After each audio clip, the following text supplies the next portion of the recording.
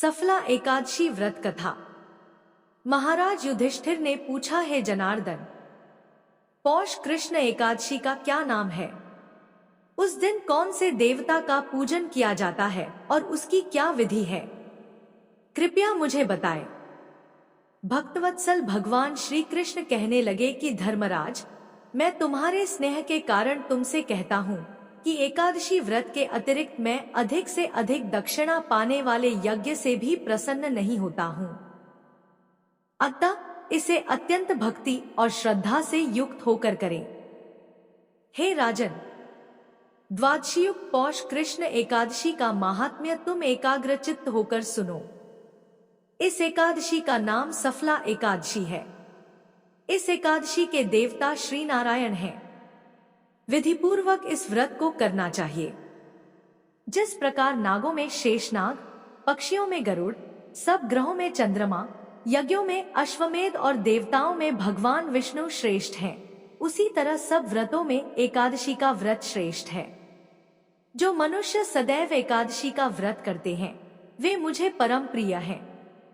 अब इस व्रत की विधि कहता हूं, सुनो।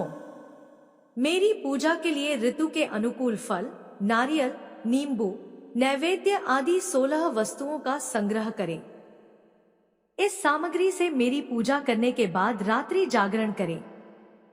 इस एकादशी के व्रत के समान यज्ञ, तीर्थ, दान, तप तथा और कोई दूसरा व्रत नहीं है। 5000 वर्ष तप करने से जो फल मिलता है उससे भी अधिक सफला एकादशी का व्रत करने से मिलता है। हे राजन, अब आप इस एकादशी की कथा सुनिए। चंपावती नगरी में एक महिष्मान नाम का राजा राज्य करता था। उसके 4 पुत्र थे। उन सब में लुम्पक नाम वाला बड़ा राजपुत्र महापापी था। वह पापी सदा परस्त्री और वेश्यागमन तथा दूसरे बुरे कामों में अपने पिता का धन नष्ट किया करता था। सदैव ही देवता, ब्राह्मण, वैष्णवों की निंदा किया करता था। जब राजा को अपने बड़े पुत्र के ऐसे कुकर्मों का पता चला तो उन्होंने उसे अपने राज्य से निकाल दिया। तब वह विचारने लगा कि कहाँ जाऊं, क्या करूं। अंत में उसने चोरी करने का निश्चय किया। दिन में वह वन में रहता और रात्रि को अपने पिता की नगरी में चोरी करता तथा प्रजा को तंग करने और उन्हें मारने का कुकर्म करता। कुछ समय पश्चात सारी नगरी भयभीत हो गई। वह वन में रहकर पशु आदि को मारकर खाने लगा। नागरिक और राज्य के कर्मचारी उसे पकड़ लेते किंतु राजा के भय से छोड़ देते।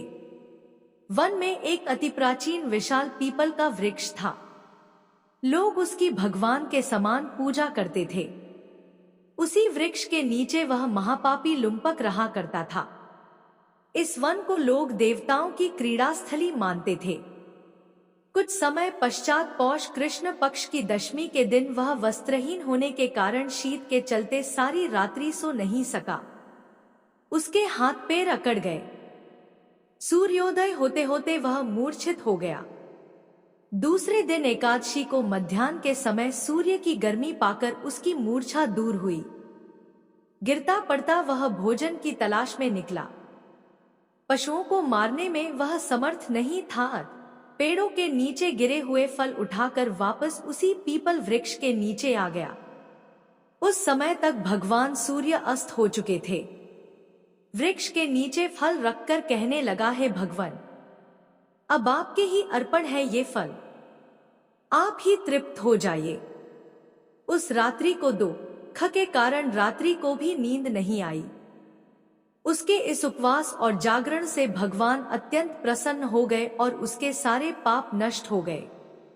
दूसरे दिन प्रातः एक अति सुंदर घोड़ा अनेक सुंदर वस्तुओं से सजा हुआ उसके सामने आकर खड़ा हो गया।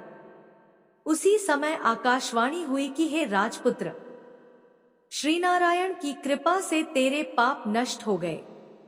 अब तू अपने पिता के पास जाकर राज्य प्राप्त कर। ऐसी वाणी सुनकर वह अत्यंत प्रसन्न हुआ और दिव्य वस्त्र धारण करके भगवान आपकी जय हो कहकर अपने पिता के पास गया। उसके पिता ने प्रसन्न होकर उसे समस्त राज्य का भार सौंप दिया और वन का रास्ता लिया। अब लुम्पक शास्त्रानुसार राज्य करने लगा। उसके स्त्री, पुत्र आदि सारा कुटुंब भगवान नारायण का परम भक्त हो गया। वृद्ध होने पर वह भी अपने पुत्र को राज्य का भार सौंपकर वन में तपस्या करने चला गया और अंत समय में वैकुंठ को प्राप्त हुआ। अतः जो मनुष्य इस परम पवित्र सफला एकादशी का व्रत करता है उसे अंत में मुक्ति मिलती है। जो नहीं करते वे पूंछ और सींगों से रहित पशुओं के समान है। इस सफला एकादशी के महात्म्य को पढ़ने से अथवा श्रवण करने से मनुष्य को अश्वमेध यज्ञ का फल मिलता है। अगर आपको यह कथा अच्छी लगी हो तो हमारे चैनल सुविचार विद सुषमा को सब्सक्राइब जरूर करें और अपने साथियों के साथ शेयर करना न भूलें। धन्यवाद।